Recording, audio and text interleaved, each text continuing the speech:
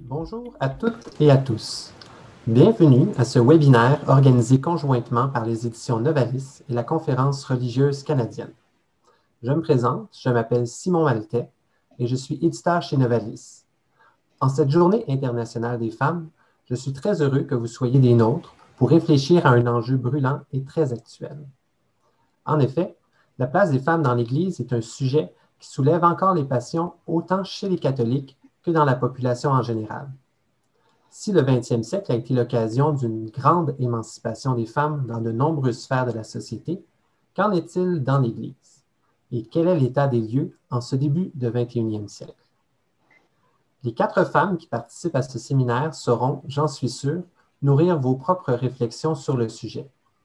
Sans plus attendre, je cède le micro à Sabrina Di Matteo, adjointe à la direction de la Conférence religieuse canadienne pour la formation et le soutien des leaders de communautés religieuses du pays, qui animera la rencontre. Bon webinaire à toutes et à tous. Bienvenue à tout le monde dans ce webinaire sur les femmes, l'Église, les féminismes et la foi. C'est vraiment un plaisir pour moi de pouvoir recevoir ce panel que nous aurons. Alors, en commençant par Madame Lucetta Scarafia, une compatriote italienne que j'ai le plaisir d'interviewer.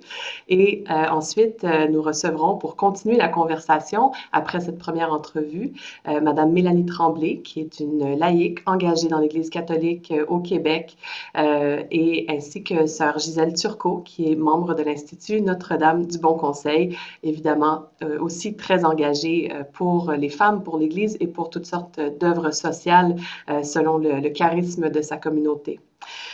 Donc, je vous présente d'abord Madame Lucetta Scarafia, qui est avec nous, qui se joint donc de Rome grâce à la technologie. Elle vient de publier récemment chez Novalis un livre qui s'appelle Féministe et chrétienne, dans lequel elle raconte l'aventure d'un magazine, d'un supplément au journal du Vatican, l'Osservatore Romano. Elle a été rédactrice en chef d'un supplément qui s'appelait Donne, Chiesa, Mondo, donc Femmes, Église, Monde en italien, donc un mensuel qu'elle a piloté de 2012 à 2019. Elle a une longue carrière comme historienne, particulièrement dans le champ du christianisme et des femmes dans le christianisme, de la religiosité des femmes. Elle s'est évidemment intéressée aux différents courants féministes et elle est historienne avec une charge d'enseignement à l'université La Sapienza à Rome. Donc, voilà, dans ce livre, elle décrit cette aventure qui s'est soldée par, en fait, une démission en 2019, une démission assez fracassante. Nous allons revenir sur les enjeux qui ont mené à ça. Alors, tout d'abord, permettez-moi de lui souhaiter la bienvenue en italien. Buongiorno, Lucetta Scarafia.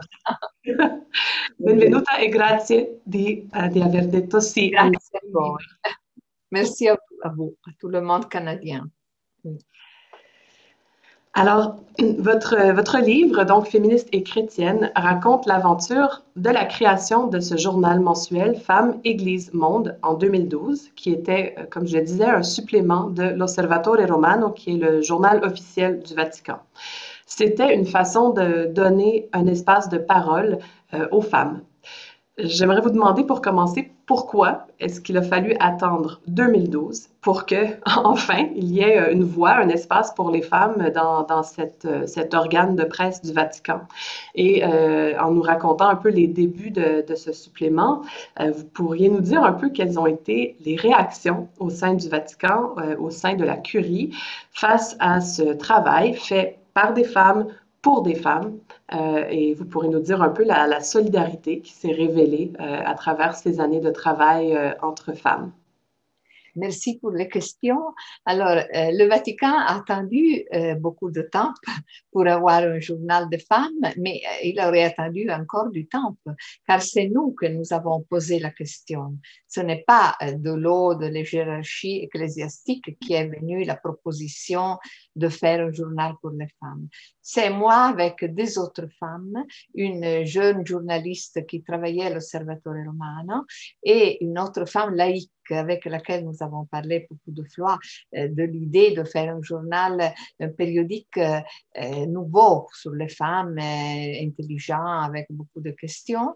Et nous avons proposé alors au pape Benoît XVI l'idée de faire un mensuel lié à l'Osservatore Romano. Nous avons décidé d'arriver tout de suite au pape, car je savais que tous les gens qui étaient au-dessous du pape auraient dit non. Alors, le pape, c'était le seul qui pouvait dire oui. Il a dit oui tout de suite. Il était très curieux de voir ce que pouvaient faire des femmes intellectuelles. J'ai connu Benoît XVI, c'était un homme qui avait travaillé beaucoup d'années, vous le savez, à l'université. Il avait une habitude de discuter avec les femmes intellectuelles et avait un très grand intérêt, une curiosité de connaître la pensée des femmes. Alors, il a dit oui tout de suite. Et nous avons commencé en trois et après, autour de nous, cresciuta, comment dire, a cru la rédaction avec des autres femmes qui ont commencé à travailler avec nous, à écrire pour la revue et après sont devenus un groupe qui est très intéressant de 10 femmes où il y avait 3 religieuses, il y avait une juive, il y avait des femmes, une religieuse c'était congolaise, africaine, il y avait des femmes de toutes les façons, très différentes entre elles, qui discutaient, c'était un vrai laboratoire intellectuel. Nous nous voyons pas seulement pour composer un numéro, mais nous nous voyons même pour décider des arguments sur lesquels nous commençons à faire des réflexions. Nous invitons des gens à parler avec nous sur le problème que nous pensons c'était intéressant pour les femmes dans l'Église.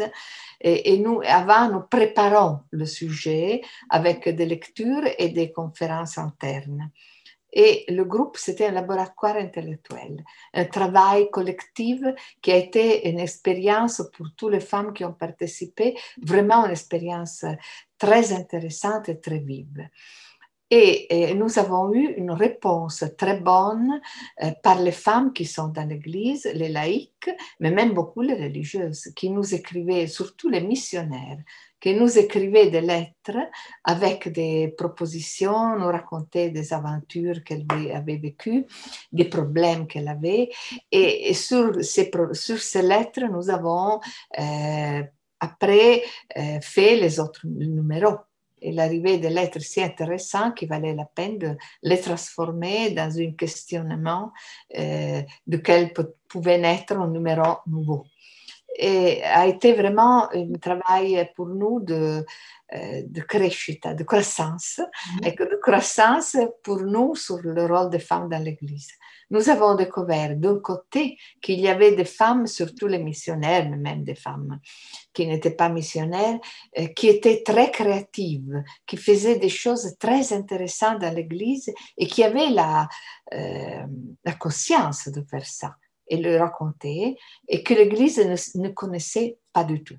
L'Église ne voit pas les femmes, n'est pas intéressée à voir le travail des femmes, sinon soit immédiatement pour l'institution, utile pour l'institution. Mais le travail qu'ils font les femmes pour l'évangélisation, pour l'amélioration de la condition des femmes dans le monde, l'Église ne sait rien, ne s'intéresse pas du tout. Et ça est une chose qui nous a émerveillé beaucoup. Et en fait, vous montrez dans votre livre, dans quelques passages, que c'est presque une évolution en parallèle. Autant ce laboratoire qui était Femmes, Église, Monde permet de créer comme un réseau avec tant de religieuses, de femmes laïques engagées qui réfléchissent l'Église, qui réfléchissent leur mission et leur rôle dans l'Église. Et à côté de ça, ne serait-ce qu'au sein de la curie romaine, c'est presque comme si on ne vous remarque pas et on ne vous remarque pas votre travail. Donc, vous continuez à bâtir ce laboratoire d'idées en discrétion. Oui, c'est vrai, c'est vrai. Il ne lisait pas.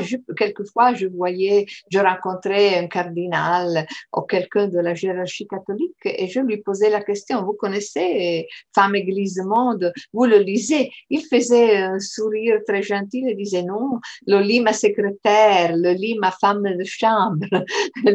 Mais au contraire, je sais qu'il le lisait, mais il le lisait pour le contrôler, pour voir, mais il ne disait pas. Il disait que c'était une chose pour des femmes qui intéressaient seulement les femmes. Et ça, c'est un moyen de nier un intérêt à l'expérimentation que nous étions en train de faire.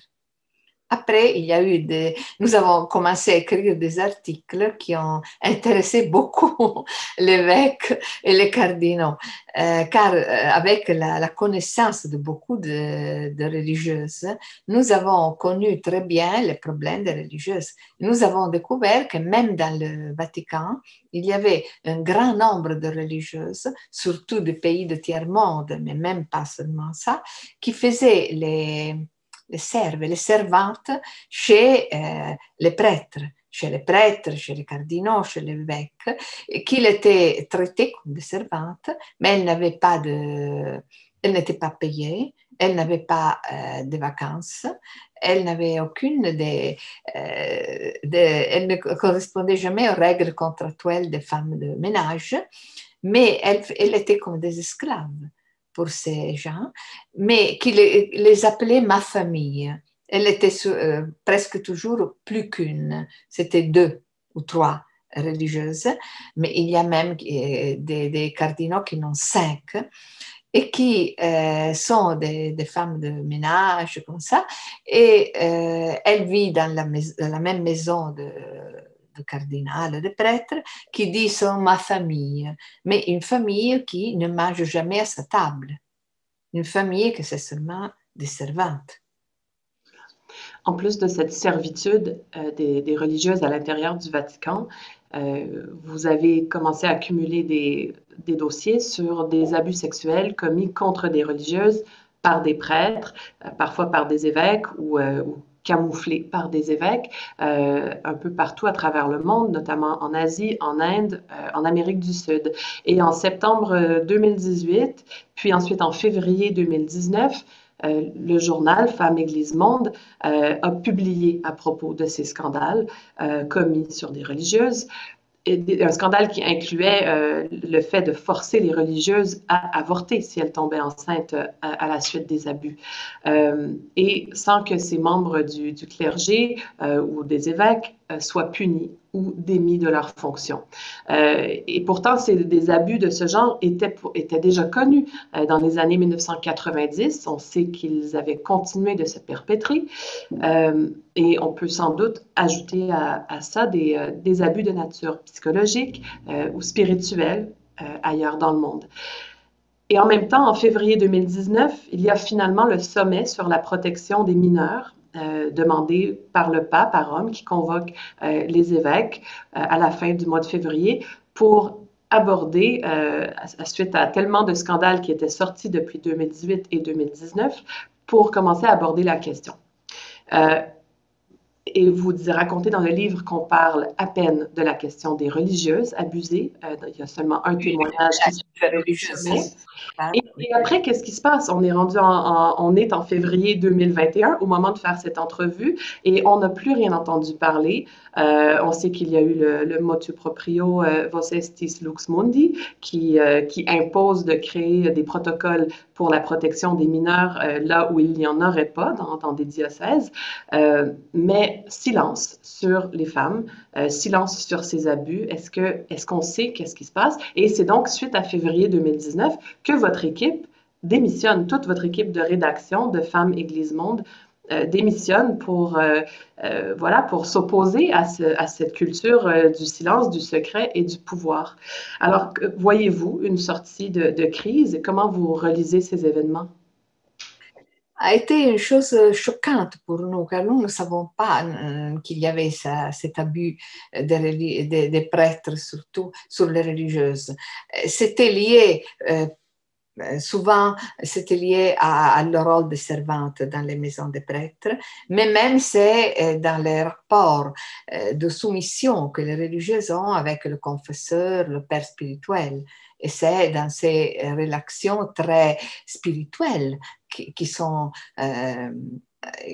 arrivés beaucoup d'abus que les religieuses ont payé très cher. Mais pour elles, c'était très difficile la rébellion, car il y avait la supérieure qui avait peur de dénoncer un prêtre qui était très voisin, presque tous les fois à la congrégation, un prêtre aimé par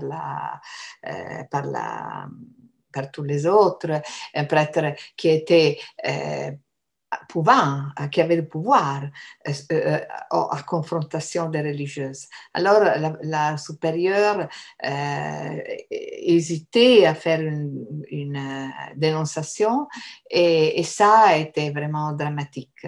Mais vous savez qu'il y a le grand problème de l'avortement, car les mineurs ne restent pas enceintes, mais les femmes, oui, les jeunes femmes. Et alors, il y a le problème, quelquefois, les religieuses ont été mis loin du couvent, ont fait l'enfant et l'enfant a été mis en adoption. En adoption, mais j'ai compris que surtout les religieuses ont avorté. L'argent a été donné par la diocèse, par les prêtres, car les sœurs, les religieuses ont moins d'argent que les prêtres pour faire des avortements clandestins qu'on ne connaît pas.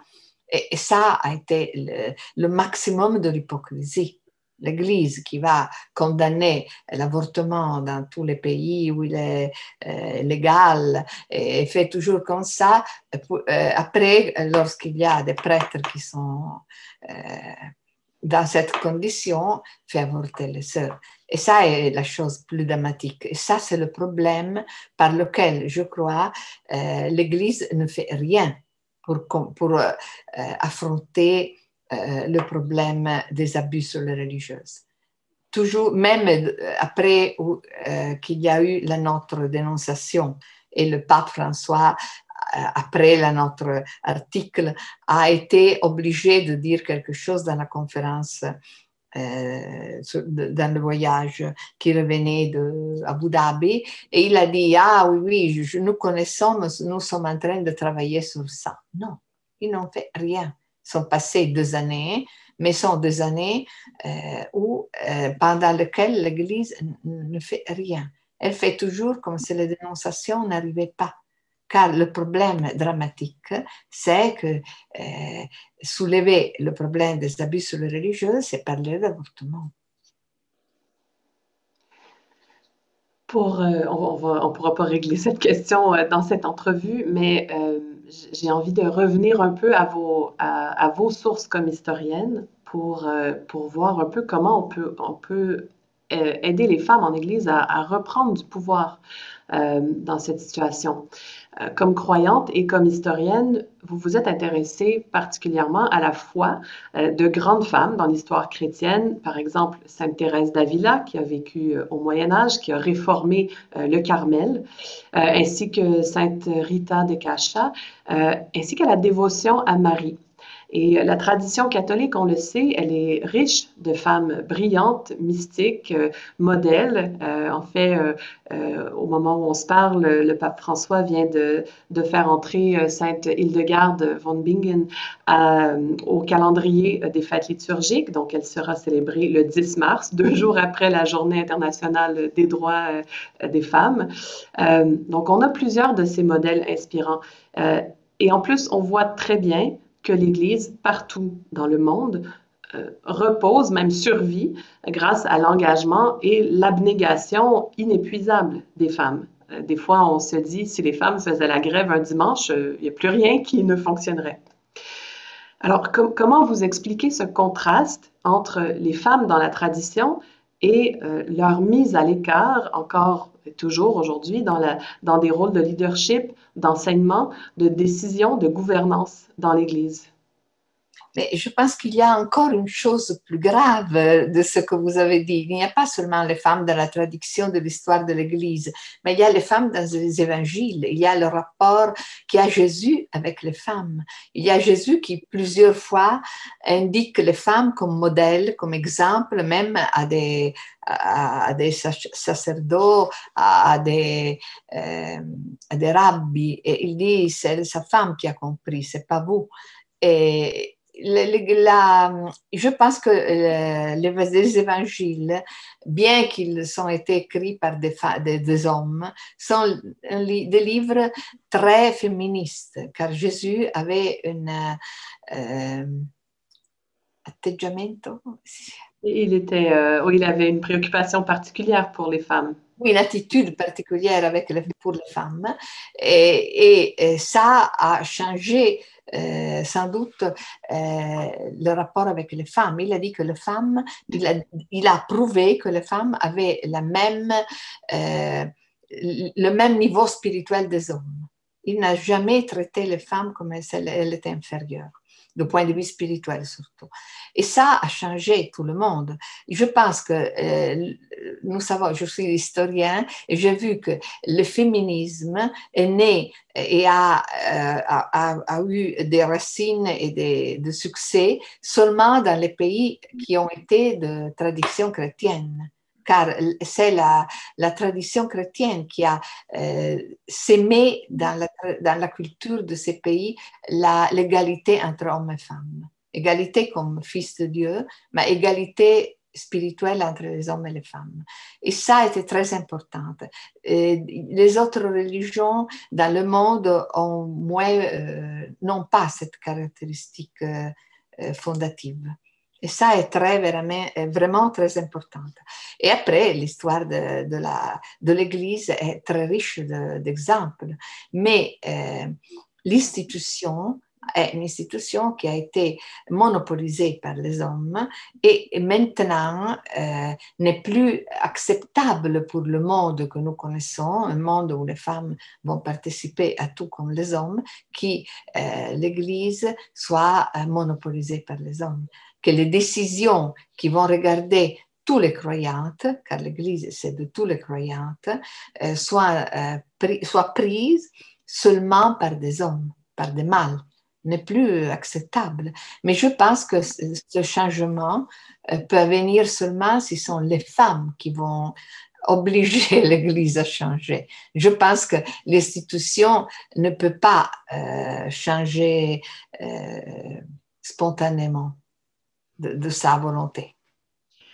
Avez-vous l'impression quand même qu'on fait certains petits pas dans ce sens? Encore récemment, en janvier, le pape François a fait modifier le code de droit canonique pour enfin permettre à ce que les femmes laïques puissent recevoir le ministère de lectorat, donc qu'elles puissent avoir un ministère de prédication, d'enseignement dans l'Église qui soit officiel. Mais est-ce que c'est suffisant? Est-ce que de toute manière, dans les diocèses, est-ce que les évêques vont instituer des femmes comme ministres du lectorat? C'est encore à faire de toute manière. Donc, entre des femmes qui sont complètement découragées et qui choisissent de vivre leur foi très individuellement en dehors de l'Église, et des femmes qui restent finalement dans des positions un peu de service, même de servitude, et en contraste des femmes qui militent pour l'ordination des femmes, l'accès à la prêtrise par exemple, et au diaconat. Comment vous voyez qu'on peut se sortir de ce nœud? Mais je pense que je suis vraiment critique sur ce motto proprio pour deux questions. La première est qu'on a donné aux femmes des choses qu'elles font depuis au moins 20 années dans tous les pays catholiques. Même à les messes, les cérémonies de Saint-Pierre, il y a des femmes qui vont lire les lectures. Et alors, c'est une chose qui fait rire, donner aux femmes la reconnaissance de quelque chose qu'elles font déjà. La reconnaissance des ministères, c'est même un moyen pour les contrôler. car même si aujourd'hui un prêtre peut demander à une femme quelconque qui est là, vous voulez lire les lectures, vous voulez servir la messe, s'il n'y a pas des enfants ou des jeunes qui vont servir la messe, maintenant il sera nécessaire, comme on m'a dit une missionnaire très sympathique que je connais, avoir le bollino chiquita, le timbre de la banana chiquita, cioè, le timbre de la hiérarchie ecclésiastique. Il n'y aura plus la liberté pour les femmes de participer à la vie communautaire, à la cérémonie communautaire. Mais il y a une autre chose que je pense que c'est vraiment une faute, c'est poser la question des femmes toujours sur le plan théologique, comme si c'était un problème théologique, et ne regarder jamais la réalité de la concrète vie des jeunes, des hommes et des femmes. Parce que si on regardait la vie concrète des hommes et des femmes, on voit tout ce que surtout ce que font les femmes dans l'Église, qui doit être reconnu, et même si les femmes participent dans une façon si importante dans la vie de l'Église, pourquoi elles ne peuvent pas participer aux discussions sur le futur de l'Église? Pourquoi ne peuvent-elles pas participer à la décision sur le fonctionnement de l'Église? Ça, c'est une chose qui ne peut pas continuer, l'absence des femmes dans les moments décisionnels de l'Église. Et ce n'est pas un problème théologique, c'est un problème réel de ce qui arrive dans la vie de tout le monde. Décider que c'est toujours un problème théologique, c'est une façon de poser le problème seulement dans l'abstrait et pas dans le concret, et le renvoyer dans le temps. Vous savez que le problème de diaconat a été affronté par une commission qui a créé Pape François. La commission a écrit un document à la fin de son mandat. Le document n'est pas été pas publié, c'est ça, c'était la commission. Et maintenant, le pape François a formé une autre commission, que c'est un moyen pour retarder la décision, pour renvoyer la décision, pour dire que ne prendre jamais une décision. Et les questions théoriques, c'est possible les renvoyer comme ça, mais les questions concrètes, non. Et je pense que même qu'il y a un autre problème, que l'Église ne peut pas écouter les mots des femmes, la voix des femmes, car la voix des femmes dans l'institution est même la voix qui va dénoncer les abus sexuels que les femmes sont en train de recevoir par les prêtres. Et si maintenant l'institution n'écoute jamais la voix des femmes, jamais, ni se parle de choses importantes, théoriques, culturelles, d'évangélisation, ni se parle des abus. Mais si elle commence à écouter la voix des femmes sur les choses positives, elle doit même l'écouter sur les choses des abus, je pense. Dans sa lettre au peuple de Dieu, que le pape François a publiée en août 2018, notamment suite aux révélations du rapport du grand jury de Pennsylvanie aux États-Unis et sur toute l'ampleur des abus dans ces diocèses, il a fait référence à tous ces enjeux autour du cléricalisme, l'abus de pouvoir, l'abus psychologique, l'abus spirituel et évidemment l'abus physique, sexuel, la manipulation, voilà. Ça me donne envie de vous demander si vous croyez que le cléricalisme et le patriarcat qui sont à l'œuvre dans l'Église sont un fruit pourri de la religion elle-même, de sa structure, ou bien est-ce que la subversion, la radicalité de Jésus-Christ, des évangiles, ont été pervertis par un patriarcat extérieur? Est-ce que de permettre à des femmes d'entrer dans la gouvernance de l'Église, dans les décisions pour que leur voix soit réellement entendue, qu'elles puissent faire advenir du changement, croyez-vous que c'est la manière de défaire ces nœuds et de purifier notre système ecclésial? Oui, je pense que c'est très important que les femmes participent à la vie décisionnelle de l'Église, mais comme laïques, je ne crois pas au sacerdoce des femmes. Je ne pense pas, je pense que c'est mieux que les femmes n'arrivent pas à une cléricalisation. Je pense qu'elles sont une antidote, on dit même en français, elles sont la médecine contre la cléricalisation, car elles sont les laïcs par excellence. Les femmes sont tout laïques, même les religieuses, vous le savez, elles sont tout laïques, les femmes. Alors, lorsque les femmes arrivent dans les pouvoirs de l'Église, le pouvoir, je dis, le pouvoir de discuter l'avenir de l'Église, la structure de l'Église, les problèmes de l'Église, le pouvoir dans ce sens décisionnel, les femmes arrivent comme bien plus libres que les hommes, car elles n'ont pas le problème d'avancer dans la carrière ecclésiastique. Elles ne peuvent pas devenir évêques, cardinales. Elles sont libres de parler et de dénoncer et d'avoir un regard critique. Alors, je pense que si les femmes entrent dans l'autorité de l'Église comme laïques, elles ont une très grande possibilité de purifier l'Église et de changer les choses. Et peut-être que c'est une première étape, effectivement, d'entrer dans la gouvernance avant de pouvoir entrer dans des ministères qui continueraient de multiplier les problèmes de cléricalisme. Enfin, on sait il y a différentes opinions qui existent. On pourra peut-être en débattre un peu tout à l'heure avec nos autres invités. Vous concluez votre livre Féministe et chrétienne en disant votre espérance qu'un véritable travail pour la dignité des femmes au sein de l'Église puisse se faire pour qu'elles soient, comme vous venez de le dire, interlocutrices de l'Église et de son organisation. J'ai envie de vous demander vos raisons d'espérer, vos raisons comme croyante, et je le demande aussi comme croyante et comme une jeune croyante qui s'est demandé souvent, mais à quoi bon rester? Est-ce que je reste et j'essaie de lutter de l'intérieur pour la transformation de mon Église, ou je pars et je secoue la poussière de mes sandales, comme on dit dans les évangiles.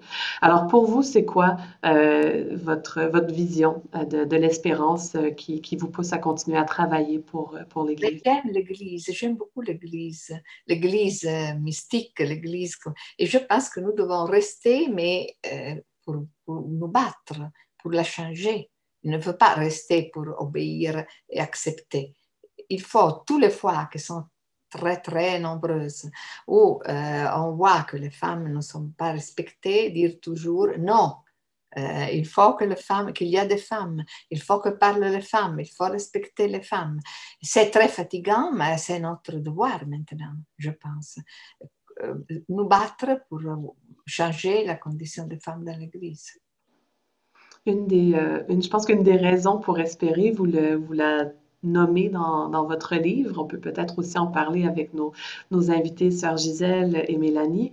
Vous témoignez de la mise en place par le réseau des communautés religieuses féminines dans le monde à travers l'Union internationale des supérieures générales. Vous racontez comment elles ont mis en place un réseau mondial qui s'appelle Talitha Koum, des mots en araméen qui signifient « jeune fille, lève-toi », quand Jésus guérit une jeune fille dans l'Évangile. Et en fait, ce réseau existe pour que les religieuses luttent contre la traite humaine. Et d'ailleurs, au Québec, ce sont justement des religieuses qui ont mis en place un comité d'action contre la traite humaine interne et internationale, notamment, je pense à Sœur Nicole Rivard, qui a reçu un hommage de l'Union internationale des supérieures générales à Rome en 2019 pour ce travail. Donc, nous avons ce réseau ici au Québec qui s'appelle le CATI. Racontez-nous en quelques mots comment le réseau Talitha Koum est un signe d'espérance pour voir les femmes qui font œuvre de transformation. Oui, ce sont des femmes incroyables, je les connues, et ce sont des femmes qui font un travail extraordinaire. Mais vous pensez que dans le Vatican, il n'y a personne qui parle avec elles. Il n'y a aucune. Il y a même un département magistère qui s'occupe de ça, qui n'a pas presque rapport avec elles. Et lorsqu'elles ont des riconoscimenti, des reconnaissances internationales pour le travail, des reconnaissances laïques pour son travail extraordinaire, et la nouvelle ne vient pas sur les médias vaticani, n'est pas rapportée sur les médias vaticani, comme si elle n'était pas part de l'Église. Et ça, c'est très grave, je pense, très grave vraiment. Alors, merci encore une fois à Madame Lucetta Scarafia qui, de Rome, s'est jointe à nous au Québec pour ce temps de conversation sur la foi, le féminisme, le christianisme, l'Église et les enjeux qui nous concernent. Pour cette deuxième partie, après l'entrevue avec elle, on entre en conversation avec deux femmes qui sont ici engagées dans l'Église du Québec. Donc, je vous les présente. D'abord, sœur Gisèle Turcot, qui est membre de l'Institut de Notre-Dame du Bon Conseil, qui célèbre en fait cette année le 50e anniversaire de décès de sa fondatrice, Marie Gérin-Lajoie, qui a mis en place voilà, tout le charisme de cette communauté, de cet institut, dans particulièrement le soin des femmes, les œuvres sociales pour la dignité. Elle pourra nous en dire quelques mots. Sœur Gisèle a étudié en études bibliques. Elle a fait aussi des études de service social et elle a toujours été, à travers son parcours, une pionnière et une leader. Elle est actuellement supérieure générale de l'Institut Notre-Dame du Bon Conseil de Montréal.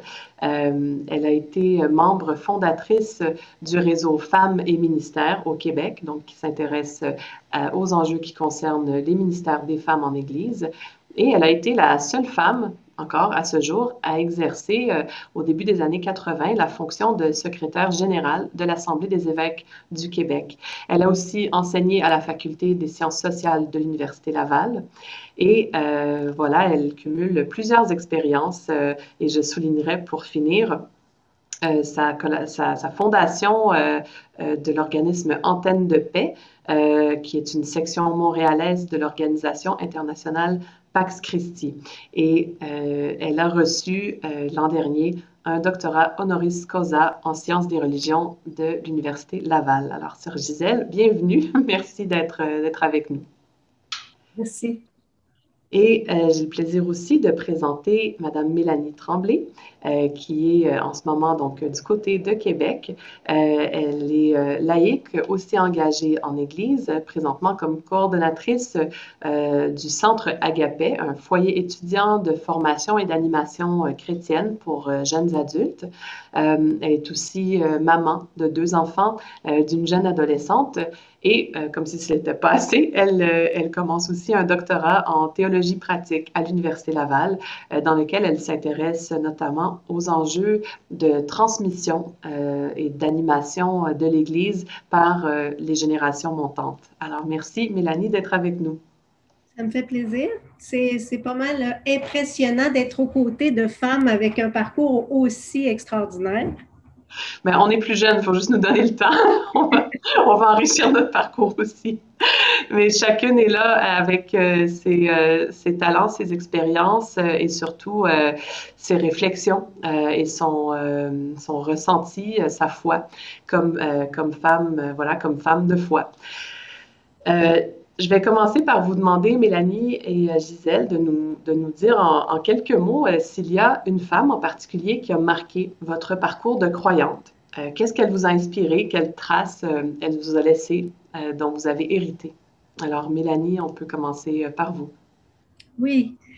Il y a plusieurs femmes, en fait, qui m'ont marqué, puis c'est souvent ce que je me rends compte avec la relecture, hein, qu'on est capable d'identifier sous tel aspect.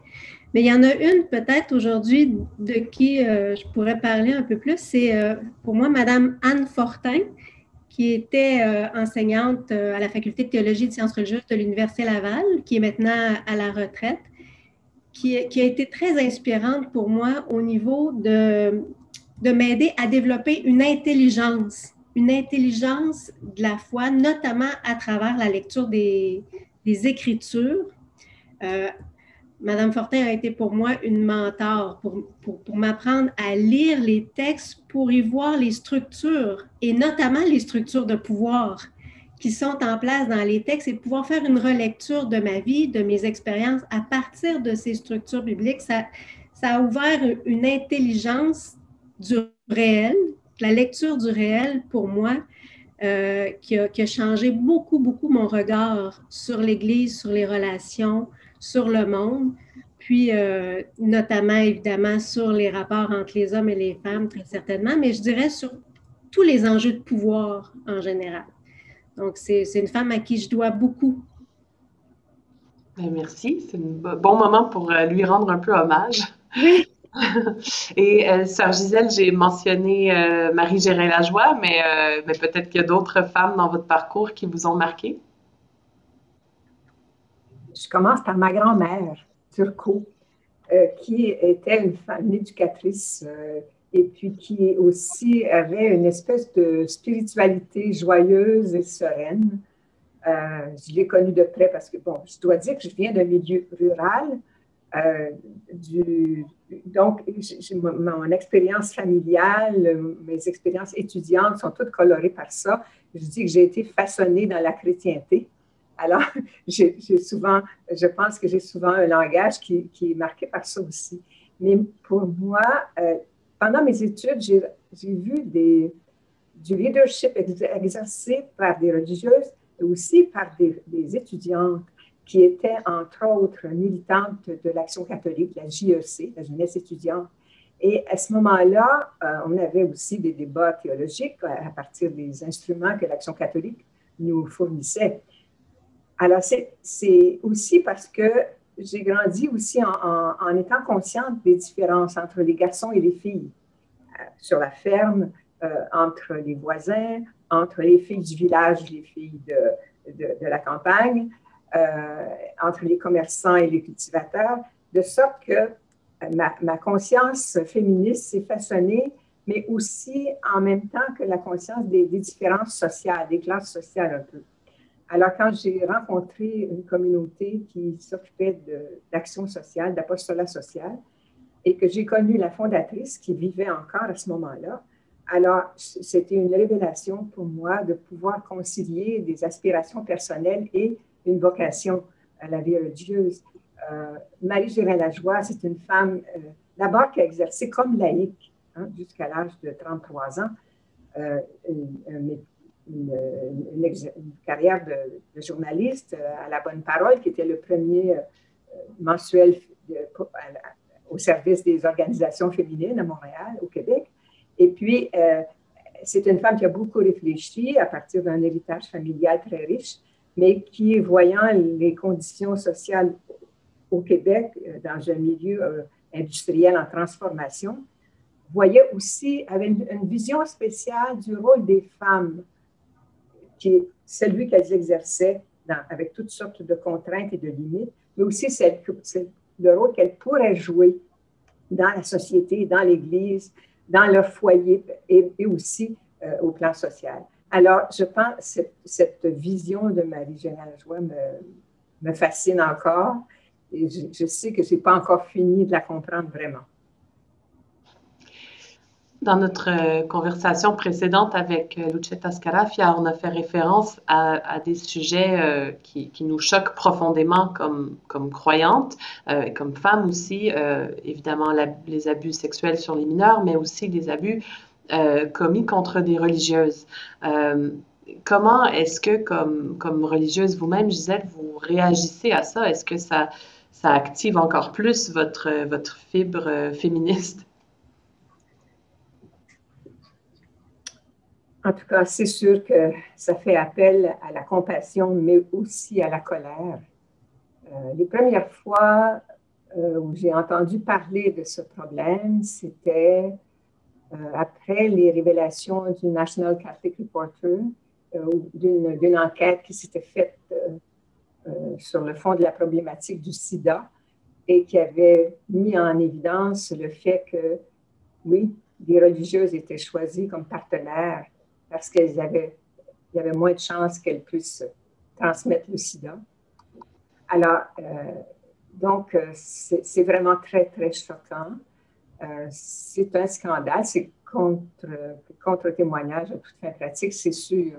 Mais c'est une problématique qui est liée aussi à des conditions de pauvreté et d'économie. Il y a des journalistes qui l'ont mis en évidence il y a quelque temps.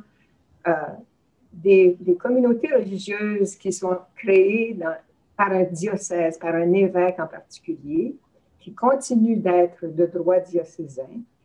Donc, l'évêque du lieu a un pouvoir sur ces femmes-là et souvent même va réclamer des fonds, de l'argent de ces communautés-là pour faire vivre d'autres œuvres dans le diocèse.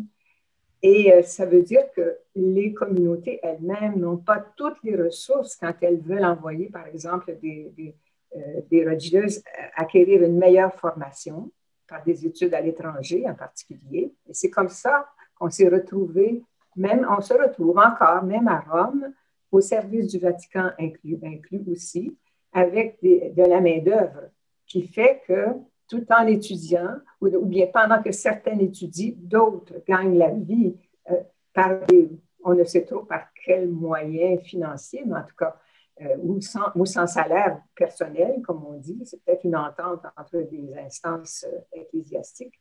Mais de toute façon, c'est une condition tout à fait déplorable qu'on ne peut pas accepter. C'est entendu, même au plan simplement humain, ce n'est pas acceptable. Mélanie Tremblay, je vous demanderais, vous, est-ce que vous vous êtes toujours considérée comme une croyante et une féministe, ou est-ce que c'est quelque chose qui a évolué au fil de votre cheminement? Et comment est-ce que cette conscience, en particulier des abus dont on parle, vous fait réagir? Alors, la première question, c'est non. Ni croyante, ni féministe a toujours été là. On fait partie d'une génération où superficiellement, les combats des femmes pouvaient avoir l'air comme quelque chose de gagné. Hein, c'est vraiment en s'intéressant plus en profondeur justement aux enjeux, en les étudiant, en réfléchissant que cette sensibilité-là s'est développée de toute façon. Comment ça ne peut pas être le cas? Dès lors qu'on soulève un peu le coin de la couverture puis qu'on regarde les choses en profondeur, comment on ne peut pas être féministe quand on voit les choses, à moins de se voiler la face. Quant à la croyance, j'ai pas grandi non plus dans une famille très, très fervente, très, très pratiquante. Donc, je suis devenue croyante à travers des réseaux, je dirais pas parallèles, mais pas liés directement à l'institution en tant que telle, comme plusieurs de jeunes croyants de ma génération. Dans le fond, c'est à travers des groupes de jeunes, des mouvements, où là, la différence entre les garçons et les filles, on la sentait pas, elle n'existait pas. Donc, c'est vraiment plus tard, plus on s'approche justement d'un engagement plus profond dans l'Église, plus on comprend la structure de l'institution où là, ce qui est scandaleux apparaît. Parce que tant que comme jeune, j'ai cheminé dans des structures un peu en parallèle, c'est pas quelque chose qui pouvait apparaître aussi clairement. Donc oui, ça s'est développé avec le temps. Plus je me suis engagée en Église, plus j'ai développé ce côté... je ne l'ai pas développé, ça m'est apparu comme une évidence et donc c'est devenu plus clair. Mais au départ, non, ce n'était pas nécessairement le cas pour moi. C'est vrai qu'on fait partie d'une génération qui est à la fois un peu le fruit de la rupture de transmission qu'on a connue au Québec avec la Révolution tranquille des années 60, mais peut-être aussi une génération de femmes qui ont reçu les acquis des premières vagues féministes. Est-ce que vous observez dans vos interventions avec les jeunes en pastoral que pour des jeunes femmes, c'est moins évident de se dire féministe ou qu'elles ont de la difficulté à définir ce que c'est pour elles à la fois la possibilité d'être féministe et croyante? J'ai réfléchi à cette question-là, puis c'est pas évident parce que tu l'as bien nommé, là, les jeunes femmes qui sont bien de leur temps malheureusement, ne sont pas très souvent intéressés par l'Église. Parce que justement, il semble y avoir un décalage tellement important entre la réalité vécue au sein de l'institution ecclésiale puis dans la société que souvent, cet écart-là semble infranchissable. D'autre part, les jeunes femmes qui sont croyantes, qui sont engagées dans l'Église, que je rencontre dans le cadre de mon travail forcément, puisque je travaille dans un centre de formation chrétienne, étrangement, pour plusieurs, pas toutes. Il y a des jeunes femmes avec qui je travaille et que j'ai accompagnées qui m'ont édifiée et qui m'ont permis d'apprendre et de cheminer encore davantage au niveau d'une clairvoyance sur les rapports entre les hommes et les femmes dans l'Église. Mais malheureusement, une bonne part adhère quand même assez étrangement au modèle cléricaliste. Ça c'est quand même un peu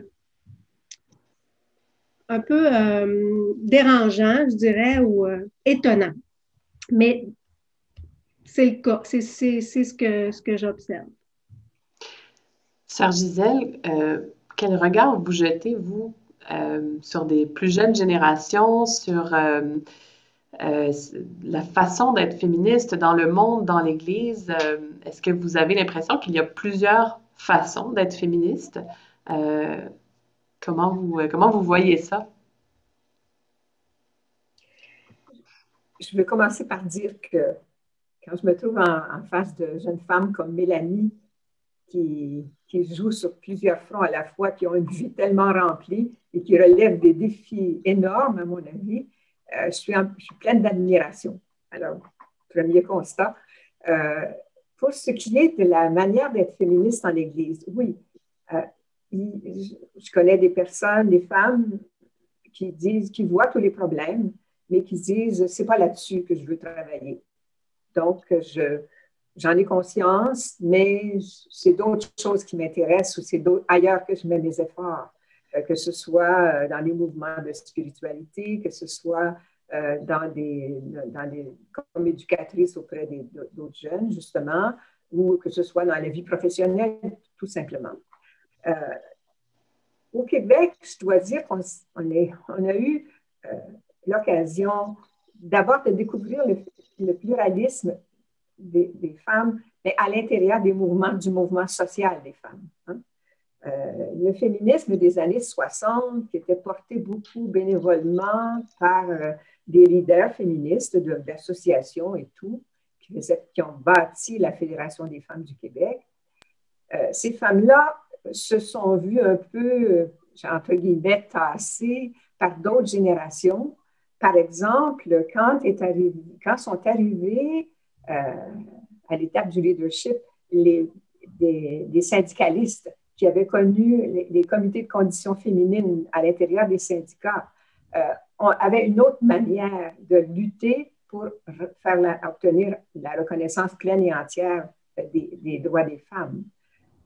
Madame Girel-Lajoie, la mère de notre fondatrice, avait lutté au début du siècle pour l'obtention des droits civils et politiques, le droit de vote, mais leur première bataille, ça avait été de lutter pour l'accès des jeunes filles et des femmes à l'éducation supérieure, donc le droit au baccalauréat, puis ensuite l'accès à l'université. C'était leur première bataille, et elles ont gagné graduellement, le fait. Bon. Par rapport aux femmes en Église, je reviens, il y a des femmes qui se sont regroupées pour un dialogue entre elles, pour laisser émerger une autre parole. Il y a un groupe d'ailleurs qui porte ce nom, mais qui le font sans se préoccuper trop de ce qui se passe dans l'institution. Leur priorité est ailleurs, c'est de réinventer une vision, un langage à même les débats théologiques importants. Il y a notre groupe Femmes et Ministères, par exemple, qui a commencé d'ailleurs avec un réseau de femmes qui étaient des chefs de file, qui remplissaient qui occupaient des postes importants dans les diocèses, dans les mouvements, et qui étaient dans une quinzaine de diocèses au Québec, presque la majorité. Alors, on voulait réfléchir sur notre condition de femmes qui étions dans l'action à l'intérieur. Et c'est comme ça, d'ailleurs, qu'on a commencé à beaucoup démystifier des choses à l'intérieur de l'institution, qu'on a entrepris un dialogue avec des évêques.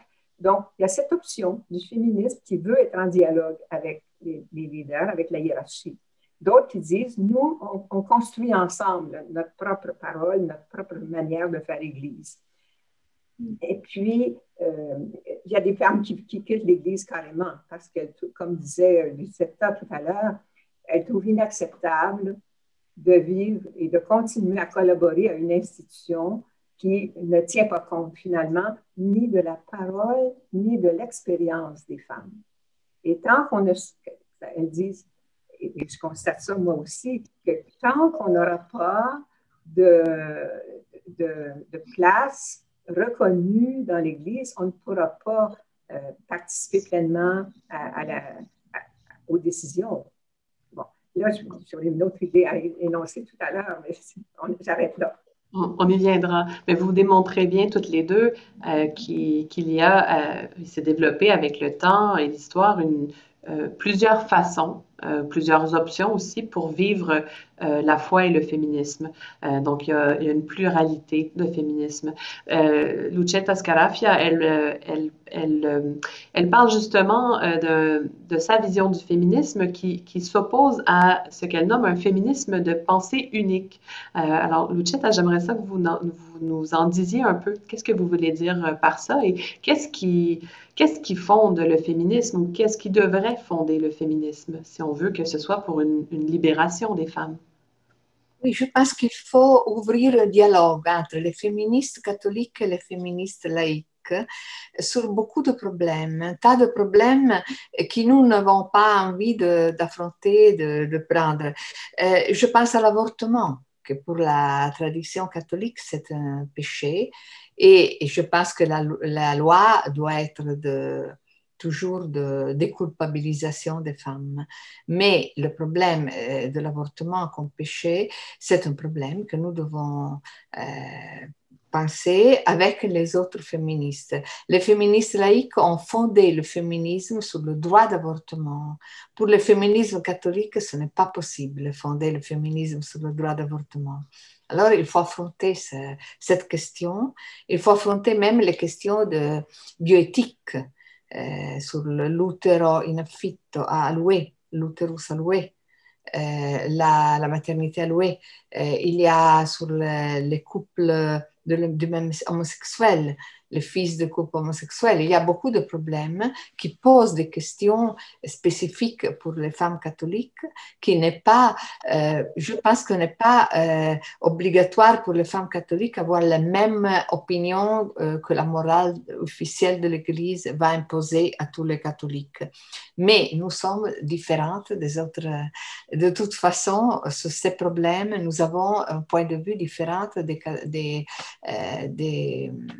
féministes laïques.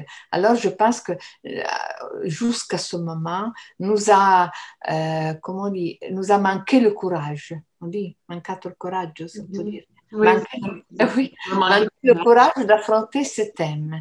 Nous avons toujours peur de n'être pas féministes si nous parlons de ce problème d'un côté. Et de l'autre côté, nous avons peur de n'être plus considérés catholiques si nous disons que pour nous, l'avortement doit être légitimé dans tous les pays, car on ne peut pas culpabiliser la femme d'une chose de laquelle c'est coupable même l'homme et que la femme va déjà payer sur son corps et sur son âme avec l'avortement. Alors, il faut dire des choses, il faut avoir le courage sur les deux fronts que les deux se parlent. Oui, deux problèmes. Et je pense que dans ce moment historique, il y a vraiment une grande nécessité de faire ce travail de confrontement sur le féminisme catholique et le féminisme laïque et sur les questions que se posent ensemble. Un dialogue que nous rend plus, nous féministes catholiques, rend plus fortes devant les hiérarchies ecclésiastiques. Nous avons, au contraire, nous avons l'habitude, l'attitude d'éviter les questions qui sont très difficiles comme l'avortement. Mais on ne peut pas le faire. Il faut les affronter, il faut penser à ces questions avec les autres féministes. Et je pense que nous pouvons aider les autres féministes à comprendre mieux que c'était très dangereux fonder le féminisme sur le droit d'avortement. Je pense qu'il faut légitimer l'avortement, mais fonder le féminisme sur le droit d'avortement, c'est très dangereux pour les femmes. Alors qu'il y a d'autres options que vous nommez d'ailleurs dans votre livre, fonder le féminisme sur l'accès à l'éducation, voilà, la dignité. Oui. Oui, ben, merci. Je rebondis là-dessus et je renvoie une question à Mélanie à partir de ce qu'on vient d'entendre. Quels enjeux vous semblent fondamentaux pour les femmes en Église et qu'est-ce que vous voulez transmettre aux jeunes adultes que vous côtoyez, à vos propres enfants dans cette vision de l'Église et des femmes? Oui, je réfléchis à ça en écoutant Mme Scarafia. Il me semble que ce qui m'apparaît le plus important, c'est le type de rapport, le type de relation, dans le fond, à instaurer, parce que je me rends compte que les jeunes générations, ils sont sensibles au rapport entre les hommes et les femmes, mais ils sont sensibles aussi au rapport à toutes les personnes qui sont considérées comme exclues. C'est comme si toute la diversité, toute la différence doit être abordée autrement, quelle qu'elle soit. Et j'aimais ça quand Mme Scarafia, au début, disait que les femmes sont l'antidote au cléricalisme. Je trouve ça très beau parce qu'effectivement, c'est ce que je pense. Je pense qu'on a à apprendre un autre mode de relation, une autre structure dans notre façon d'être ensemble dans l'altérité. Puis j'entendais ça aussi à travers ce qu'elle disait en lien avec le dialogue entre les féministes, entre elles.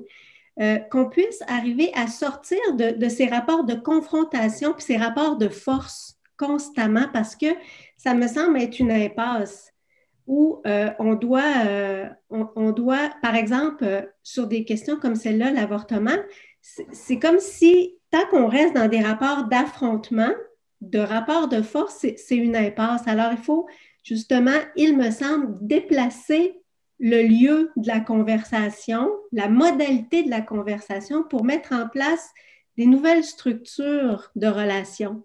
Et puis ça, c'est l'anticléricalisme, justement, parce que le modèle de relation qui se base sur des rapports de force, c'est le modèle par excellence et puis qui est aujourd'hui, pour l'humanité, inacceptable. Puis les jeunes, c'est à ça qu'ils sont le plus sensibles, au-delà d'une cause en particulier, les femmes, les homosexuels,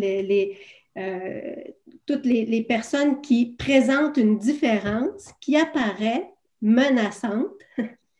C'est tous ces enjeux-là qui abordent ensemble, en fait. Puis ils ont raison de le faire parce que, à mon avis, c'est ça c'est là-dessus qu'on doit travailler.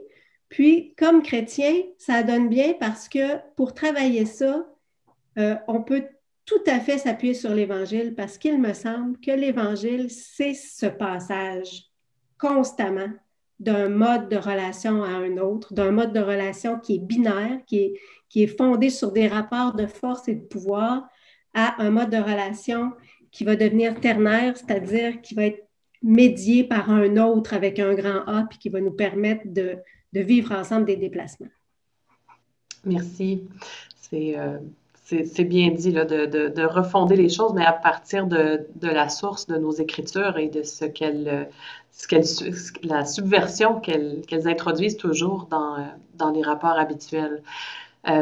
Sœur Gisèle, pour vous, quel regard vous jetez sur cette situation, sur la transmission de la foi, des enjeux féministes tels qu'ils sont reçus par des générations plus jeunes? Qu'est-ce que vous, comme grand-maman spirituelle, si je peux me permettre de le dire comme ça, quelle espérance vous avez et qu'est-ce que vous voulez léguer? Je pense que l'exposé que Mélanie vient de faire illustre parfaitement la clé que des plus jeunes générations peuvent nous offrir. c'est au plan des relations. C'est ça qui va permettre, je pense, jusqu'à un certain point, de relancer le dialogue à bien des niveaux, y compris dans l'Église. Je voudrais redire que c'est sur le fondement d'une relecture des évangiles qui nous a permis de mieux comprendre, mieux voir le comportement, les attitudes de Jésus avec les hommes et les femmes, sans discriminer les femmes, justement, mais en les accueillant sur la base de leur capacité de croyante et de croyants. Alors, ça, c'est le fondement. Pour moi, c'était une étape importante dans la façon dont je comprends le féminisme chrétien, évangélique. Et c'est sur cette base aussi, je pense, qu'il faut revoir toutes les relations de pouvoir dans l'Église qui ne peuvent pas rester là où elles en sont. Il n'y a pas de statu quo possible. Alors, comment en sortir? Pour moi, un jour, j'ai entendu le cardinal Schönborn de l'Autriche, je pense, répondre à des questions à des journalistes et il a dit « Je comprends que le pape François ne puisse pas autoriser l'ordination des femmes. À mon avis, il faudrait un concile. » Moi, je suis arrivée à penser que si on n'arrive pas à transformer les règles de gouvernance dans l'Église, on va rester toujours avec cette association pouvoir, sacerdoce, ordination, avec le sacré. Et le sacré défini au masculin, évidemment. Alors, si les règles actuelles de gouvernance en l'Église sont basées sur une certaine conception, une certaine théologie, je nie pas l'importance des débats doctrinaux, mais je pense que vraiment, les règles actuelles sont ce qu'elles sont, et tant qu'on ne les modifiera pas, elles ne pourront pas. On l'a vu au moment du débat sur la protection des mineurs dans l'Église, lorsqu'il a été question de changer la règle du secret, vous savez, la fameuse règle du secret, là, bon, la confidentielle et tout, là. C'est ça, c'est après avoir modifié ce secret, cette règle, on a commencé à voir émerger d'autres possibilités. Alors, en travaillant les relations, en refondant le féminisme sur les attitudes de Jésus dans l'Église, puis aussi, comme on l'a dit, en dialoguant, en abordant avec courage ce dialogue pas facile avec certains types de féminisme laïque, oui, c'est évident qu'on a du chemin à faire de ce côté-là. Alors, on va travailler dans notre propre cours entre femmes et puis aussi, on peut continuer de travailler avec des hommes et des femmes en Église. Merci, Sœur Gisèle. Lucetta, je me retourne vers vous peut-être pour un dernier mot, mais une sorte de réaction à ce que vous avez entendu de nos deux invitées québécoises. Je n'ai compris pas tout bien, mais j'ai compris qu'ils sont des expériences très intéressantes, et même des jeunes filles qui sont très différentes de nous, de notre génération, et une génération des anciennes qui ont vécu le féminisme et qui ont une féminisme. Et de l'autre côté, les jeunes femmes ont une idée des choses qu'elles vivent dans la vie de tous les jours et qu'elles ne vivent pas dans l'Église. Elles font une confrontation, pas idéologique, mais une confrontation d'histoire vécue de ce qu'on vit dans la vie et ce qu'on vit dans l'Église. Et je pense que ça, c'est une autre attitude de vivre le problème des femmes dans l'Église. Et c'est une attitude que je pense très positive, que c'est très peu idéologique, mais très factive, très concrète. Et je pense que de cette attitude peut naître l'habitude à questionner toujours dans l'Église les questions des femmes. Pourquoi il n'y a pas les femmes? Pourquoi on n'écoute pas les femmes?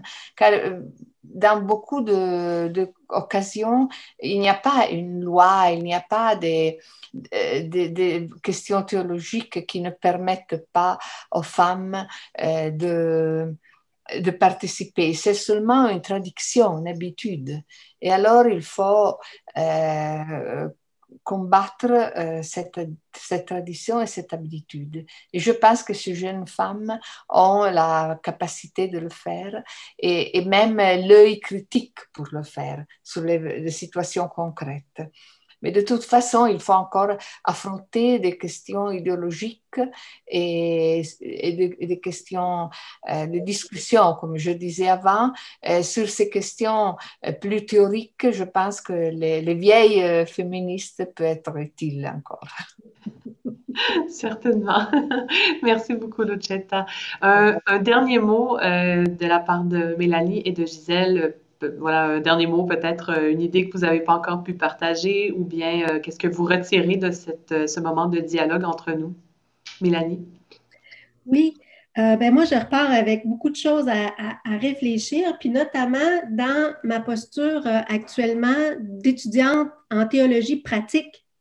Hein? Je trouve que c'est une discipline qui peut être vraiment intéressante pour aborder ces questions-là à cause de son lien justement entre la vie réelle et puis les réflexions théologiques. Quand on dit c'est pas la théologie qui va régler ces problèmes-là, mais vraiment le réel de la vie, ben ça peut être les deux, en fait. C'est ça que je me rends compte. Ça peut être l'aller-retour entre les deux. Ça part justement d'un réel vécu, d'une expérience vécue. Puis à partir de là, on peut se questionner théologiquement, puis retourner la réflexion dans la pratique. Et puis, je trouve que dans ce processus-là, ça devient enthousiasmant, là, justement, puis ça devient des chemins à explorer pour nous. Merci, tout à fait. Et Sœur Gisèle, un dernier mot de votre part ou voilà, qu'est-ce que vous retirez de ce moment de conversation? Je retiens de cette conversation une invitation au courage pour continuer le dialogue avec le féminisme laïque aussi. Mais je m'en voudrais de ne pas souligner l'importance du leadership que l'Union internationale des supérieures générales exerce en ce moment, en particulier par tout son service de formation. On peut travailler beaucoup sur les problèmes comme tels, mais je pense qu'actuellement, les responsables de cette organisation mettent l'accent sur la nécessité de la formation pour équiper les femmes de tous les continents, quel que soit leur vécu, à faire face aux dilemmes auxquels elles sont confrontées, à relever les défis. Alors, il y a de la formation à l'interculturel, il y a la formation au plan juridique, il y a la formation à l'exercice du pouvoir, du leadership dans leur propre congrégation, dans leur propre église locale. Vraiment, je pense que c'est une voie prometteuse de miser sur la capacité des femmes, là où elles sont, de pouvoir améliorer les conditions, y compris de pouvoir résoudre des problèmes à moyen et long terme auxquels elles doivent faire face. Et le courage des femmes est bien connu en général, alors je suis sûre qu'on va passer au travers. Mais encore faut-il aussi que l'institution accepte de parler de ces problèmes et de ne pas les couvrir, de ne pas les laisser les envoyer sous le tapis. Merci, Sœur Gisèle. Alors, je retiens à mon tour de vos témoignages, vos réflexions, l'importance de briser le silence, de créer des espaces de prise de parole pour les femmes, pour les hommes aussi qui sont alliés des femmes pour ces causes, et de soutenir l'union, l'unité, la solidarité entre les femmes au sein même de l'Église, mais aussi entre l'Église et les mouvements sociaux féministes, en apprenant à mieux se connaître et à mieux définir ce qu'on cherche et ce qu'on veut pour les femmes dans la société, en ayant à cœur de soulager la pauvreté et de donner une voix aux personnes racisées. Je pense entre autres ici au Canada, aux femmes autochtones disparues et assassinées. Voilà, donc merci pour ces réflexions partagées. Je rappelle le livre de Lucetta Scarafia, féministe et chrétienne, qui vous amène à travers le récit de ces 7 ans au journal Femmes, Église, Monde, mais à travers ça qui vous amène dans ses propres réflexions et sa vision du féminisme en Église. Et je remercie particulièrement Sœur Gisèle Turcot, membre de l'Institut Notre-Dame du Bon Conseil, et Madame Mélanie Tremblay, coordonnatrice du Centre Agapet à Québec, d'avoir accepté notre invitation pour vivre ce dialogue ensemble. Alors, au nom de Novalis et de la Conférence religieuse canadienne, merci beaucoup et bonne journée internationale des droits des femmes. En conclusion de ce webinaire, je voudrais remercier toutes les intervenantes qui ont participé à cette activité. Un merci tout spécial à Mme Lucetta Scarafia, qui a été si généreuse dans son témoignage. Aussi, merci à vous qui nous avez écoutés. J'espère que vous avez apprécié ces réflexions et qu'elles ont su nourrir votre propre engagement en Église. Si vous souhaitez poursuivre la réflexion, vous pouvez bénéficier du code promotionnel FEMMES au pluriel qui vous donne droit à 20% de rabais à l'achat du livre Féministes et chrétiennes sur le site web de Novalis. Ce code est valide jusqu'au 22 mars exclusivement. Au nom de toute l'équipe Novalis, merci encore et bonne journée à vous.